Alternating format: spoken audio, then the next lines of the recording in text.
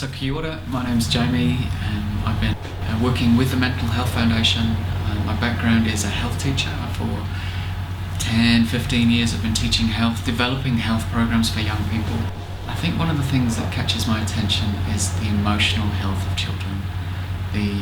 I've heard over the years talk about emotional intelligence and read books about it. But to actually understand it in a practical sense and to teach it. I used to teach children confidence, and I teach them using concepts. I'd explain, knowing who you are and being good at something. It all sounded very logical to me, but I've realised that teaching children concepts doesn't work. They need to feel what confidence is. They need to feel that in their bodies. Mindfulness, in a way, is a way of having the consciousness reflect on itself.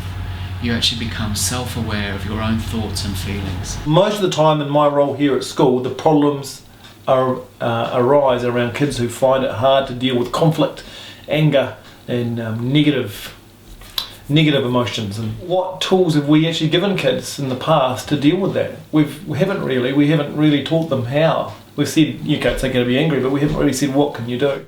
So this year, 2014, in the Nelson region, we've taught at Ngāti Moti Primary School, Mahana, Victory. Pretty good. Over the 8-week program, we do lots of things, lots of cool things. We balance it with some fun and some games, but really coming back to the same thing. Mindfulness in sitting, mindfulness when standing, mindfulness walking, eating food mindfully, being present for the flavours, recognising the changing nature of everything, that emotions come and they go. Interesting, so simple stuff. Helping young people feel their feet on the floor, Basic instruction, feet on the floor, 3 mindful breaths.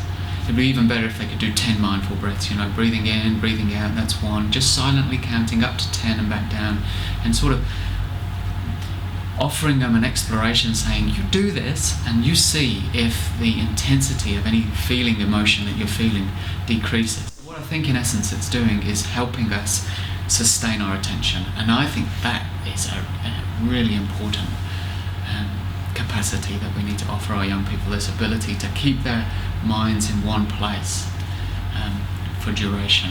That's going to have impacts on learning. It has impacts on knowing themselves and seeing the thoughts that are in their mind. Lots of impacts. We teach them strategies for solving maths problems, we teach them strategies for solving reading problems, strategies that help us clear our minds and focus on the task at hand. We don't teach, and I think this is a really powerful tool for them to put in their toolbox. I know it is for me. In the classroom, what you typically see is somebody has something's going on for a child and they don't have the skills to self-manage it. So they can't say, I'm feeling angry right now, and recognise where the anger is in their body.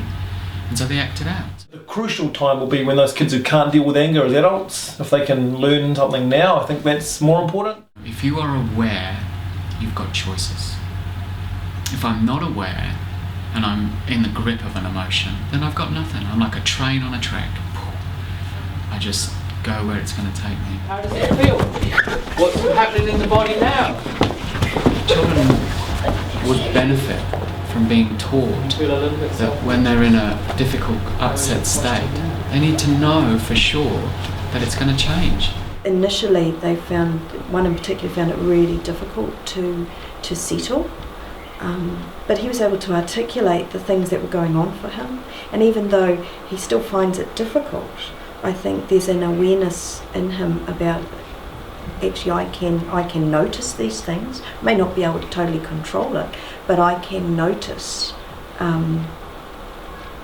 when I'm not in control, and I can actually do some things to help me focus and bring myself back into this one time, and that's powerful. The more awareness, the more choice. I can't see the limit to what awareness can bring in terms of bringing greater freedom and a greater capacity to function well. It's great, it's beginning, it's flowering, and I can see the positive impacts on the students and the teachers. It helps people relax, and it's helped me relax. And it's made me feel a lot more comfortable in the environment I am. Like if I'm nervous or like anxious about something or worry, I can just say like, take the 3 breaths and kind of just like know I have enough time to calm down and everything and do what I need to do. I think it's going to help our class because we're pretty noisy, and I think if we did it, carried on, we'd be a lot more calm class.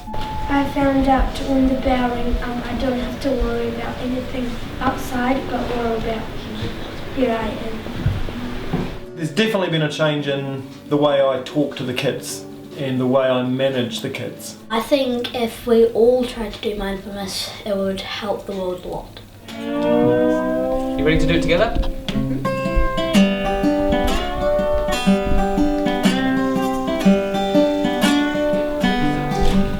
Slow down, you move too fast.